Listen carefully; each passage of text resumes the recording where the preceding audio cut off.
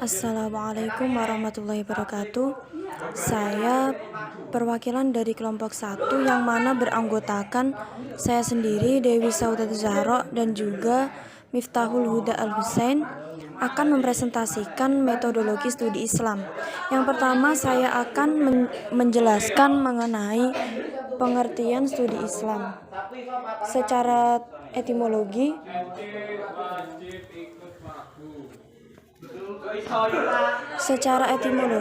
berasal dari bahasa Arab Dirasah Islamiyah. Dalam kajian Islam di Barat disebut Islamic Studies. Secara harfiah adalah kajian tentang hal-hal yang berkaitan dengan keislaman.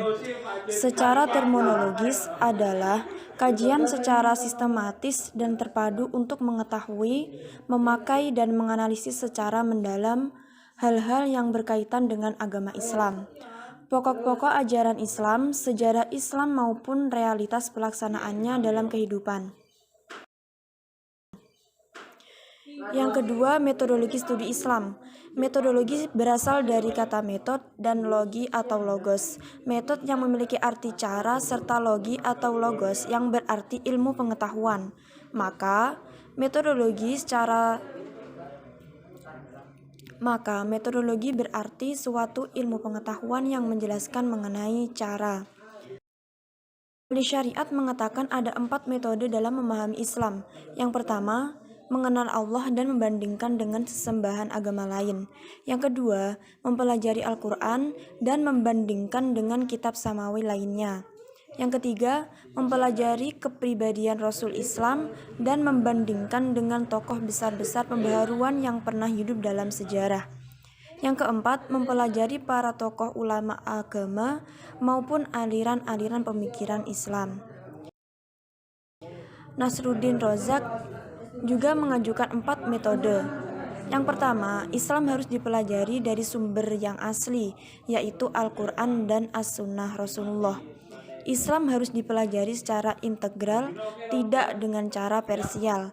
Artinya, Islam dipelajari secara menyeluruh sebagai satu kesatuan yang utuh.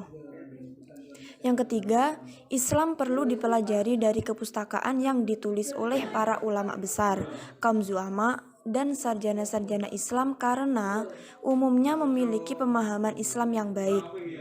Alangkah baiknya Islam dipelajari dari ketentuan normatif teologis yang ada pada Al-Quran, baru kemudian dihubungkan dengan kenyataan historis, empiris, dan sosiologis yang ada di masyarakat. Urgensi mempelajari studi Islam. Jika umat Islam hanya berpegang pada ajaran Islam, penafsiran ulama-ulama Islam, maka mereka mengalami keberhentian intelektual. Melalui pendekatan yang bersifat objektif rasional, studi Islam mampu memberi alternatif dari kondisi tersebut. Umat manusia dan peradabannya saat ini sedang berada dalam keadaan yang problematis. Pesatnya perkembangan teknologi dan ilmu pengetahuan telah membuka era baru dalam perkembangan budaya dan peradaban umat manusia yang dikenal dengan era globalisasi. Munculnya pandangan antara insider muslim dan outsider non-muslim. Sebelum itu, apa sih yang dimaksud dengan insider maupun outsider? Insider adalah para pengkaji agama yang berasal dari agamanya sendiri, yakni orang dalam. Sedangkan outsider adalah pengkaji non-muslim yang mempelajari Islam dan menafsirkannya dalam berbagai analisis dan pembacaan dengan metodologi tertentu. Bisa dikatakan sebagai orang luar. Umat Islam berada dalam kondisi problematik. Saat ini umat Islam berada dalam posisi yang terpinggirkan dalam berbagai aspek kehidupan. Sementara di sisi lain, dunia terus berkembang dengan modernisasinya ya. Di satu sisi, jika umat Islam hanya berpegang pada ajaran-ajaran Islam, hasil penafsiran ulama, berarti umat Islam mengalami keberhentian intelektual dan akan berdampak pada masa depan yang suram. Sementara Jika mereka bersifat kritis dan berani melakukan pembaharuan rasional guna menyesuaikan dengan tuntutan perkembangan zaman, mereka akan dituduh sebagai umat yang tidak lagi setia dengan ajaran Islam dari pendahuluannya. Yang terakhir, tujuan studi Islam.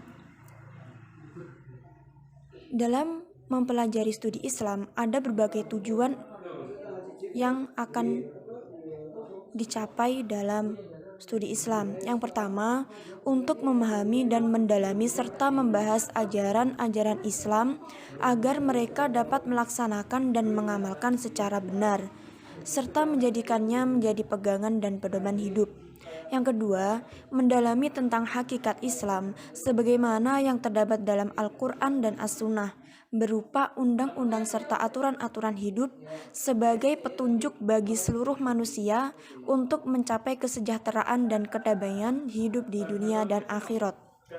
Yang ketiga, mendalami terhadap sumber dasar ajaran Islam, yaitu Al-Quran dan As-Sunnah.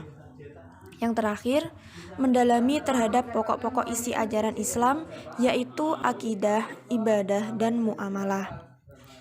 Sekian presentasi dari kelompok kami. Apabila ada yang kurang jelas dan apabila ada yang perlu dipertanyakan, silakan disampaikan. Terima kasih. Wassalamualaikum warahmatullahi wabarakatuh.